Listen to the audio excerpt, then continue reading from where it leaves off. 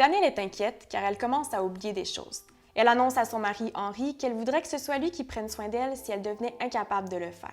Le mandat de protection est un document dans lequel une personne majeure et saine d'esprit, le mandant, confie à une autre personne, le mandataire, le soin de s'occuper d'elle et de ses biens dans le cas où elle deviendrait inapte, comme lors d'une maladie, d'un accident, d'une déficience ou d'un affaiblissement dû à l'âge. Une personne peut désigner un mandataire à la personne et aux biens, mais elle peut aussi désigner différentes personnes pour occuper ces rôles. Le mandataire à la personne doit veiller au bien-être moral et physique du mandant, en prenant par exemple des décisions quant à son hébergement, ses soins de santé et en s'assurant que ses besoins soient comblés. Le mandataire aux biens, lui, doit veiller à la gestion des biens, des dettes et des autres intérêts financiers de la personne inapte. Il est donc important de bien examiner le contenu du mandat de protection. Comment fait-on un mandat de protection? Je pense qu'il y a deux façons de le faire. En effet, il est possible de faire un mandat notarié, qui est un document à caractère authentique difficile à contester. L'avantage est d'avoir des conseils juridiques et d'être enregistré à la Chambre des notaires. Il est aussi possible de faire un mandat fait devant témoin.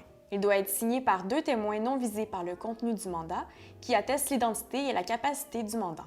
Quelles informations doit contenir le mandat de protection? Je peux y inscrire mes propres souhaits, mais certains détails sont obligatoires. Tu as raison, Henri. Le contenu du mandat varie selon les volontés de chacun, mais il doit essentiellement contenir la date et le lieu de rédaction du mandat, le nom du mandataire, ses tâches et ses responsabilités, la signature du mandant et la signature des témoins, le cas échéant. À quel moment le mandat de protection prend effet? Seulement si je deviens inapte. C'est bien cela. Le mandat prend effet seulement si un jugement du tribunal a été prononcé. L'attestation de l'inaptitude se fait par un examen médical et psychosocial. Le mandat de protection prend fin en cas de fin de l'inaptitude, de décès du mandant ou du mandataire s'il n'y a pas de remplaçant désigné, de révocation du mandat par le tribunal ou d'ouverture d'un régime de protection si le mandataire renonce à son mandat. Mais qu'arrive-t-il si je deviens inapte avant d'avoir fait mon mandat de protection?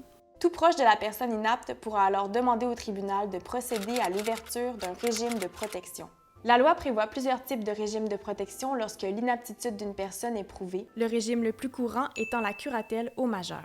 Le choix du régime est déterminé en fonction du degré d'inaptitude de la personne. Pour déclarer l'inaptitude et ordonner le régime de protection approprié, le tribunal devra tenir compte des évaluations médicales et psychosociales, de l'interrogatoire de la personne inapte et des avis donnés par les membres du conseil de famille. Si personne n'est présent pour le faire, le curateur public du Québec prendra en charge les démarches. En conclusion, le mandat de protection est un bon outil juridique. Une bonne pratique est d'avoir une discussion avec le ou les potentiels mandataires pour leur expliquer l'ampleur de la tâche avant de le ou les nommer dans le mandat. Pour plus d'informations en droit familial, contactez Informel.